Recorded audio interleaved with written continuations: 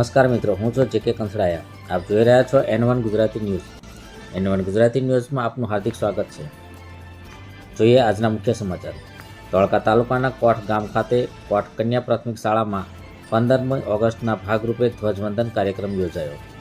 કોઠ ગામની કોઠ કન્યા પ્રાથમિક શાળામાં નવનિર્માણ કોઠ કન્યા પ્રાથમિક શાળામાં 15મી ઓગસ્ટ સ્વતંત્રતા દિવસ નિમિત્તે ધ્વજવંદન કાર્યક્રમ યોજાયો, જેમાં રાષ્ટ્રીય ધ્વજ ફરકાવીને રાષ્ટ્રીય ગાન સાથે સ્વતંત્રતા દિવસની ઉજવણી કરવામાં આવી હતી.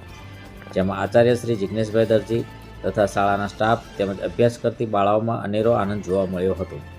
15મી ઓગસ્ટ એટલે સ્વતંત્રતા દિવસ. આ દિવસને આપણે સૌ દેશના આઝાદ થયાની ખુશીમાં ઉજવીએ છીએ.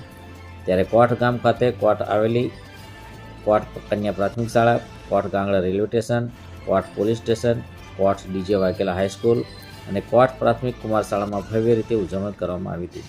ભારત માતા કી જય, વંદે માતરમ, જય જવાન, જય કિસાનના નારા સાથે 15મી ઓગસ્ટના દિવસની ઉજવણી કરવામાં આવી હતી.